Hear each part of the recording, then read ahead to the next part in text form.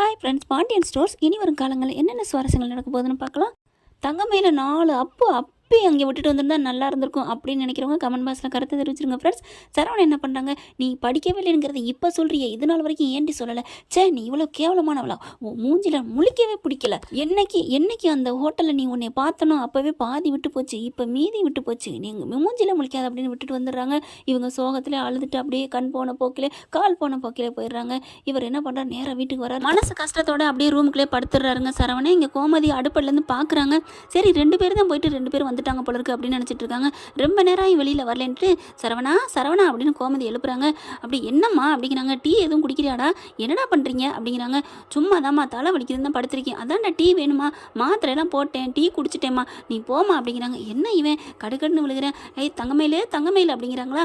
என்ன இது தங்கமயிலுங்கிறாங்களே, அவள் இன்னும் வீட்டுக்கு வரலையா அப்படின்னு சொல்லிட்டு, அம்மா விடுமா அப்படிங்கிறாங்களா. என்ன தான் பண்ணுறீங்களோ போங்க அப்படின்ட்டு கோமதி போயிடுறாங்க. இவர் என்ன பண்ணுறாரு, நம்ம வந்து ரொம்ப நேரம் ஆச்சா, நல்லா ஒரு தூங்கி எந்திரிச்சிட்டோம், இன்னும் தங்கமயில காணோம் அப்படின்ட்டு நம்மக்கிட்ட வந்து கேட்குறாங்களே, அப்போ வீட்டில் இல்லை அப்படின்ட்டு ஃபோன் பண்ணுறாங்க. தங்கமயில ஃபோன் சுவிட்ச் ஆஃப்னு வருது. என்ன சுவிட்ச் ஆஃப்னு வருது, ஒன்றும் புரியலேன்னு சொல்லிட்டு ரொம்ப நேரம் ஆகி காணுமே, மறுபடியும் அடிக்கிறாரு. சுவிட்ச் ஆஃப்னு வருது. வெளியில் வராரு. வெளில வந்த கையோட, ஏன்டா என்னடா ஆச்சு, ஏன்டா கடுக்கடுன்னு விழுகிற?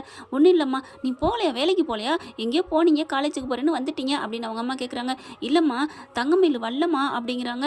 வல்லையா, என்னடா சொல்கிற அப்படிங்கிற. இல்லை, அவள் அம்மா வீட்டுக்கு போகிறேன்னு சொன்னால் அவள் அம்மா வீட்டுக்கு அனுப்பிட்டேன், அவள் இங்கே வரலன்னு சொன்னேன் அப்படிங்கிறாங்க. சமாளிக்கிறாரு சரவணே. அவங்க அம்மா வீட்டுக்கு போயிட்டாளா? என்னடா சொல்கிற, இவ்வளோ நேரம் கழிச்சு சொல்கிற, நான் 2 பேரும் நீங்கள் உள்ளுக்கு தான் தூங்குறியன்னு நினச்சேன். ஏம்மா, எப்போம்மா நாங்கள் பகலில் தூங்கியிருக்கோம் அப்படிங்கிறாங்க. சரி விடு அப்படின்னு சொல்கிறாங்க. அவங்க அம்மா வீட்டுக்கு தானே போயிருக்கா, விடு அப்படிங்கிறாங்க. கரெக்டாக பார்த்தீங்கன்னா அந்த நேரம் பார்த்து தங்கமயிலோட அம்மாவும் அப்பா வர்றாங்க. அம்மாவை அப்பவும் பார்த்தோன்னா அப்படியே, என்னது வாங்க சம்மந்தி அப்படின்னு கூப்பிட்டுட்டு, என்ன சம்மந்தி ஒரு மாதிரியா பார்க்குறீங்கன்னு கேட்குறாங்க. இல்லை, தங்கமயில் உங்களை பார்க்கத்தான் உங்கள் வீட்டுக்கு வந்தா, நீங்கள் என்ன இங்கே வந்திருக்கீங்க அப்படின்னோடனே, என்னது எங்கள் வீட்டுக்கு வந்தாலாங்கையிலே கண்ணை அசைக்கிறாரு சரவணே. அதுக்கப்புறம் டக்குன்னு சுதாரிச்சுக்கிறது பாக்கியம். சம்மந்தியம்மா கொஞ்சம் தண்ணி தரீங்களா அப்படிங்கிறாங்க. இல்லைன்னா மோர் போட்டு கொண்டாங்க. இந்த கொண்டாரேன் அப்படின்னு கோமதி போயிடுது. என்ன மாப்பிள்ள என்ன ஆச்சு அப்படிங்கிறாங்க. நான் கேட்குற கேள்விக்கு மறைக்காமல் பதில் சொல்லுங்கள். என்ன மாப்பிள்ள, உங்கள் பொண்ணு எவ்வளோ படிச்சிருக்கா அதை மட்டும் சொல்லுங்கள் அப்படிங்கல. அவள் வந்து எங்களை பொய் சொல்லுங்கள், வாயை மூடுங்க, பொய்யெல்லாம் சொல்லாதீங்க அப்படிங்கிறாரு. என்ன மாப்பிள்ள சொல்கிறீங்க, அவள் 12ஆம் கிளாஸ் தான் படிச்சிருக்கான்னு எனக்கு நல்லா தெரிஞ்சிருச்சு அப்படின்னு தூக்கி வாரி போடுது. மாப்பிள்ள அது வந்து அப்படிங்கிற, நீங்கள் எதுவும் சப்பக்கட்டு கட்டாதீங்க, அந்த விஷயம்லாம் தெரிஞ்சு அப்படின்னு நடந்தது பூரா சொல்கிறாங்க. காலேஜ் வரைக்கும் போயிட்டேன், அங்கே வரைக்கும் அழுத்தமாக சொல்லவே இல்லை, போய் ஹோட்டலில் வேலை பார்த்துட்டு இருந்தா தெரியுமா? அப்படியா அப்படிங்கிறாங்க. ஒன்றுமே தெரியாத மாதிரி அப்படியான்னு சொல்லாதீங்க அப்படின்ட்டு அப்புறமா சொல்கிறாரு. நான் அங்கேயே விட்டுட்டு வந்துட்டேன், எங்கே எங்கள் அம்மாவுக்கு தெரிஞ்சால் திட்டுவாங்கன்னு தான் உங்கள் வீட்டில் விட்டு வந்தேன்னு சொன்னேன். இப்போ நீங்கள் என்ன சொல்ல போகிறீங்க, என் வீட்டுக்கு வரல மாப்பிள்ளை போய் சொன்னான்னு சொல்ல போகிறீங்களா, இல்லை 12ஆவது படித்ததுனால தான் மாப்பிள்ளை விட்டுட்டு போயிட்டான்னு சொல்ல போகிறீங்களா?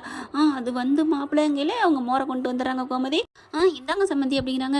உங்கள் வீட்டுக்கு தான் நான் வந்தம்மா, விட்டுட்டு வந்தேன் என் பையன், நீங்கள் இங்கே வந்திருக்கீங்க அப்படிங்கிறாங்க. இல்லை, அவள் அப்போவே கிளம்பிட்டா, சரி இந்த பக்கமாக ஒரு வேலையாக வந்தான், சரி பார்த்துட்டு போகலான்னு வந்தான் அப்படிங்கிறாங்க. இங்கே இன்னும் வல்லையே சம்மந்தி அப்படிங்கிறாங்க. தங்கமயில் வல்லையா அப்படிங்கிறாங்க.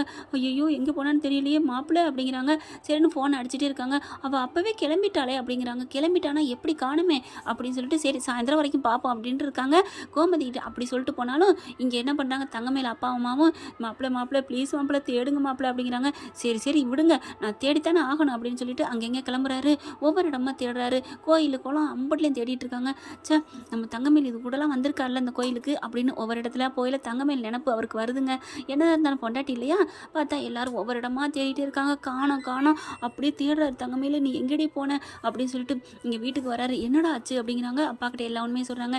எல்லா உண்மைனா என்ன, ஆளை காணோம், என்னன்னு தெரியல, அவள் அம்மா வீட்டுக்கு போகணுன்னு சொன்னால் அம்மா வீட்டை விட்டு வந்தேன், அவள் அங்கேருந்து வந்தாலாம், இன்னும் பண்ணிட்டாங்க, எதிர்த்து விட்டுக்கறீங்க அப்படிங்கிறாங்க. இல்லை சும்மாலாம் அவங்க மேலே பழி படக்கூடாது அப்படின்னு சொல்லிட்டு ஆளாளுக்கு அங்கெங்கேன்னு தேடுறாங்க. தேடிட்டு கீழே கதிரும் நம்ம சரவணனும் ஒன்றா சேர்ந்துடுறாங்க. பார்த்துட்டு, என்னண்ணே எங்கே போனாங்க, என்னமா திட்டுனியா, உண்மையை சொல்லுனே, நான் ஏன்டா அவளை திட்டுறேன், திட்டவெல்லாம் இல்லை அண்ணே, நீ போய் சொன்னால் எனக்கு நல்லா தெரியும், சொல்லுனே அப்படிங்கிறாங்க. என்கிட்ட எதாக இருந்தாலும் சொல்லுனே அப்படிங்கிறாங்க. இல்லைடா கதிர், உன்கிட்ட எது சொல்கிறது, நான் யார்ட்டாவது போய் எனக்கு மறைக்க முடியலடா, உண்மையை சொல்லித்தான் ஆகணும் அப்படின்னு சொல்லிட்டு நடந்த எல்லாத்தையும் சொல்கிறாங்க. என்னண்ணே இதுக்கு போயிட்டு இப்படி அவங்க அண்ணியை திட்டிட்டு வந்திருக்கேன். படிப்புங்கிறது ஒரு பெரிய விஷயமே இல்லை. அவங்கவுங்களுக்கு என்ன திறமை இருக்கோ அதைத்தான் காமிச்சிக்கணும். இப்போ அன்னைக்கு நம்ம வீட்டையே நம்ம கண்ட்ரோல் வச்சுக்குவாங்க. ஃபுல் அண்ட் ஃபுல்லு 4 மணிக்கு எந்திரிக்கிறவங்க நைட்டு 10 மணி வரைக்கும் வேலை பார்க்குறாங்க.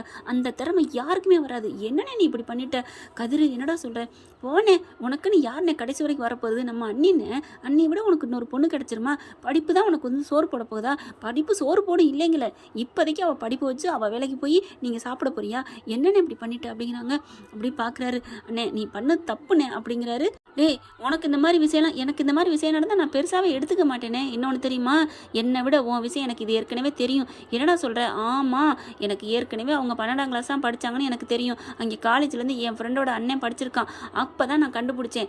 அப்போ தான் தெரிஞ்சு இவங்க வந்து என்னோட 12ஆவது வரைக்கும் படித்தவங்க அப்படின்னு. இல்லை, அவங்க டிகிரி படித்தாங்க நான் சொன்னேன். அப்போ தான் சொன்னாங்க அவங்க டிகிரி படிக்கலன்னு. அப்போவே எனக்கு தெரியும். இருந்தாலும் நான் இது வரைக்கும் யார்ட்டா காட்டி கொடுத்துருப்பேன்னா வேணாம், அதை வச்சு நம்ம அண்ணி பாவம் அப்படின்னு நான் விட்டுட்டேன் அப்படிங்கிறாங்க. அதை வச்சு நம்ம ஒரு பிரச்சனை பண்ணக்கூடாது நான் நினச்சிருக்கேன். அன்னைக்கே நான் அப்படி பார்க்கல. நீ புருஷன், நீ எவ்வளோ விட்டு கொடுக்க கூடாது அண்ணே. ஏன் அப்படி பண்ணுற? மன்னிச்சிருடா, தெரியாமல் தப்பு பண்ணிட்டேன்டா, அவளை மூஞ்சிலே முழிக்காதுன்னு சொல்லிட்டேன்டா, இப்போ எங்கடா போயிருப்பா அப்படின்னு ஒவ்வொரு இடமா போயிட்டு தேடிடுச்சா அப்படின்னு சொல்லல ஒரு கல் எடுத்து கையில் வச்சுட்டு அப்படி தூக்கி போடுறாரு. பார்த்தா அந்த குளத்துக்கு போய் அங்கிட்டு ஐயோ யார் மேலே விழுந்துற போதே அப்படிங்கிற டமான அந்த கல் போய் தங்கமயில் மண்டையிலே விழுகுது. அம்மான்னு கத்துறாங்க. அப்படியே படிப்பக்கட்டு எட்டி பார்த்து பார்க்குறாங்க. கரெக்டாக தங்கமயில் இங்கே உட்காந்துருக்கு. தங்கமயில பார்த்தோன்னே தங்கமயில் அப்படின்னு ஓடுறாரு சரவணே. மாமா அப்படின்னு சொல்லி வேகமாக வர்றாங்க.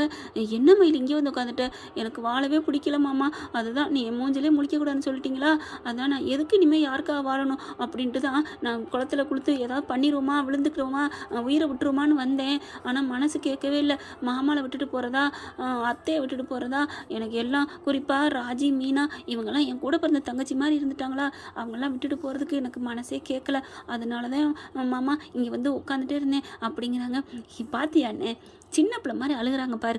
இவங்களே நீ வந்து வினயம் நினச்சி கொண்டு அந்த நடுத்தரில் விட்டுட்டு போனேன். டே கதிர் விடுறா, அதான் நான் மன்னிப்பு கேட்டேன்ல அப்படிங்கிறாங்க. மாமா அப்படிங்கிறாங்க. நீங்கள் மன்னிப்பு கேட்டிங்களா? ஏன் மாமா, நீ இல்லாமல் நான் எவ்வளோ தவிச்சு போயிட்டேன் தெரியுமா அப்படிங்கிறாரு. ஆமாம் நீ உங்களை காணாமல் ரொம்ப துடிச்சிட்டாரு தெரியுமா? அப்படியா மாமா அப்படின்னு கட்டி பிடிச்சிக்கிறாங்க ரெண்டு பேரும். சரவணன் பார்க்குறாங்க. ஏன் நீங்கள் படித்தது 12ஆவதுன்னு எனக்கு ஏற்கனவே தெரியும் நீ அப்படிங்கிறாரு. உடனே கதிரை பார்க்குறாங்க. என்ன கதிர் சொல்கிறீங்க அப்படிங்கல. ஆமாம் நீ எனக்கு தெரியும், தெரிஞ்சு ஏன் வீட்டில் சொல்லலை? நான் என்ன சண்டைக்காரனே நினைக்கிறீங்களா? நான் நியாயத்துக்காக மட்டும் குரல் கொடுப்பேன், அவ்வளவுதான். மற்றபடி யார்கிட்ட என்ன பேசணும், எதாவது பேசுனா பிரச்சனை வராமல் இருக்கும் அப்படின்னு தெரிஞ்சு நடந்துக்குவேன். இதெல்லாம் ஒரு பெரிய விஷயமே இல்லை, அதனால் நான் கண்டுக்கவே இல்லை அப்படிங்கிற கையை பிடிக்கிறாரு. டே கதிர், உன்னோட பெருந்தன்மை யாருக்குமே வராதுடா. ஆனால் வீட்டில் அப்பா உன்னை வந்து கரிச்சு கொட்டுறாரு, நீ ஒரு அவசரம் கொடுக்க ஒரு பொறுப்பு இல்லாதவன் அப்படி இப்படிங்கிறாங்கடா. ஆனால் உண்மையை சொல்கிறேன், நம்ம வீட்டில் 10 பேர்த்தில் ஆளாக 10 பேருக்கு மேலே 10 பேரோட மொத்த மூளையும் உனக்கு தாண்டா.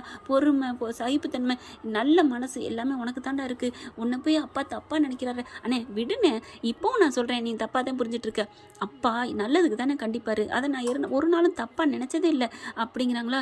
எப்படா கதிர் நீ இப்படி இருக்கிற அப்படிங்கிறாங்க. தெரியலண்ணே, நான் என்னென்ன பண்ண முடியும் அப்படிங்கிறாங்க. தங்கமேல் மறுபடியும் வந்து என்னை மன்னிச்சிருங்க, ரொம்ப நன்றி அப்படிங்கிறாங்க. அண்ணி யாருக்கு யார் நன்றி சொல்லிட்டு, நீங்கள் உங்களுக்கு ஒன்றும் ஆகாமல் இருந்துச்சு அது வரைக்கும் சந்தோஷம். இப்போ நினச்சி பாருங்கள், நீங்கள் தண்ணிக்குள்ளே விழுந்து உங்கள் உயிரை விட்டுருந்தா எங்கள் அண்ணன் பாவம் இல்லை, எங்கள் குடும்பம் பாவம் இல்லையா? இப்போ என்ன ஆயிருக்கும்? உங்கள் அம்மா உங்கள் அப்பா சும்மா விட்டுருவாங்களா? படிப்புக்காக நீங்களாக போய் விழுந்து என்ன சொல்லுவாங்க? நீ என்ன டார்ச்சர் பண்ண, உங்கள் அம்மாவை பற்றி உங்களுக்கு தெரியாது, எங்கள் குடும்பம் ஒட்டு மொத்தத்தையும் தூக்கில் ஏற்றிருப்பாங்க தெரியுமா அப்படிங்கிற. தம்பி இதெல்லாம் நான் யோசிச்சு பார்க்கல, எங்கள் அம்மா கண்டிப்பாக செஞ்சுருக்கும். எங்கள் அம்மா பேச்சை கேட்டு தான் ராட்சசி இதான் தப்பு பண்ணுறீங்க, நீங்கள் நல்லா இருக்கணும் தான் உங்கள் அம்மா நினைப்பாங்க அண்ணி அப்படின்னு. எப்படிரா நீ எல்லா பக்கமும் நல்லவனாக இருக்க அப்படின்னு சரவணன் கேட்குறாங்க கதிரை பார்த்து. சரி சரி விடுங்க, பாராட்டு பத்திரம்லாம் அப்புறம் கொடுக்கலாம், கிளம்புங்க அப்படிங்கிறாங்க. அண்ணி இந்த மாதிரி முடிவை கையை விட்டுருங்க அப்படிங்கிறாங்க. சரிங்க தம்பின்னு சொல்லிட்டு வீட்டுக்கு வராங்க. ஏன்னா அங்கே பரபரப்பாக இருக்காங்க இல்லையா, கால் பண்ணி அண்ணி கிடச்சிட்டாங்க, கூட்டிகிட்டு வந்துட்டு இருக்கேன்னு சொல்லிடுறாரு. வீட்டுக்கு போனோன்னு பார்த்தா அம்மாடி மயிலுன்னு அவங்க அம்மா கறி கட்டி பிடிச்சி அழுகிறாங்க. பார்த்துக்கிட்டிங்களா அப்படின்னு கதிர் அப்படி கண் சாட்டை காமிக்கிறாரு. ஆமாம் தம்பி அப்படிங்கிறாங்க. துடிக்கிறது உங்களுக்காக துடிக்கிறதுக்கு எத்தனை ஜீவன் இருக்குது, அதை விட்டுட்டு நீங்கள் உயிரை விட போனீங்களே அப்படிங்கிற மாதிரி பார்வையில் சொல்கிறாரு. அப்படியே எல்லாரும் கட்டி பிடிச்சிட்டு எங்கடி போனேன், நீ இல்லாமல் ஒரு மாதிரி அடிச்சிடி, இப்படிலாம் போகாதடி அப்படின்னு செல்லம்மா கோமதி வந்து அடிக்கிறாங்க. சாரி அத்தை தெரியாமல் போயிட்டேன் அப்படிங்கிறாங்க. மீனவராஜி அக்கா ஏதோ மறைச்சிருக்கீங்க, சொல்லுவீங்களா சொல்ல மாட்டீங்களா அப்படிங்கிறாங்க. கண்டிப்பாக சொல்கிறேன், ஏன்னா கதிர் மாதிரி ஒரு பிள்ளை நீங்கள் வைக்கவே முடியாது அப்படிங்கிறாங்க.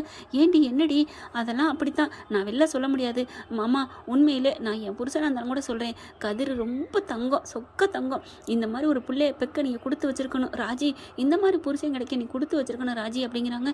என்னக்கா என்ன ஆச்சு? அது அப்படி தான், நான் அப்புறமா சொல்கிறேன் அப்படின்னு சொல்லிட்டு ரூமுக்குள்ளே போகிறாங்க. என்னை மன்னிச்சுக்கோங்க, நான் ரூமுக்குள்ளே போகிறேன், கொஞ்சம் எனக்கு ஒரு மாதிரியாக இருக்குது மனசு அப்படின்ட்டு போகிறாங்க.